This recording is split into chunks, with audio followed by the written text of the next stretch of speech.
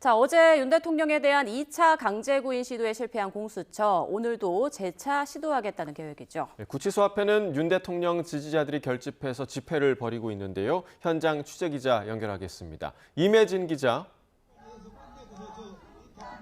네, 서울구치소 앞입니다. 네, 공수처가 오늘도 윤 대통령에 대한 강제 구인에 나선다고요? 네, 공수처 수사관 차량이 오늘 10시 20분쯤 이곳 서울구치소 안으로 들어갔습니다. 강제 구인을 시도한 뒤 여의치 않다면 현장 방문 조사도 검토할 방안이라고 밝혔습니다.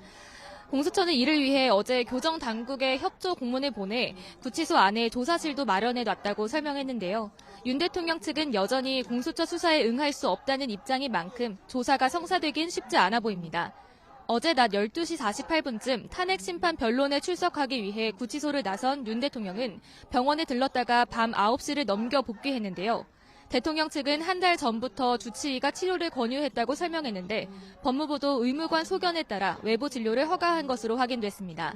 이로 인해 공수처는 조사에 응하지 않는 윤 대통령을 강제 구인하기 위해 어제도 구치소를 찾았다가 결국 빈손으로 돌아갔습니다. 이런 가운데 오늘 국회 내란 혐의 진상규명 국정조사 특별위원회는 윤 대통령과 김용현 전 국방부 장관 등에 대한 동행 명령장을 발부했습니다. 국회 국정조사 청문회에 출석하라는 건데 윤 대통령이 수감된 이곳 구치소로 명령장을 전달할 예정입니다. 네, 구치소 앞에서의 집회는 계속되고 있습니까? 네, 그렇습니다. 윤 대통령이 체포된 지난 15일 이후 윤 대통령 지지자들은 이곳 구치소 앞에서 계속 집회를 열고 있습니다.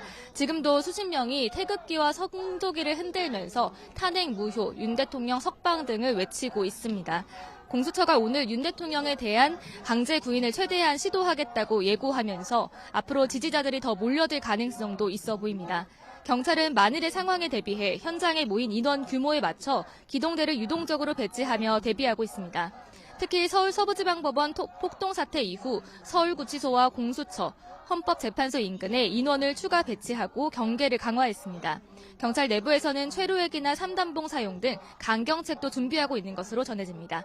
지금까지 서울구치소 앞에서 YTN 임혜진입니다.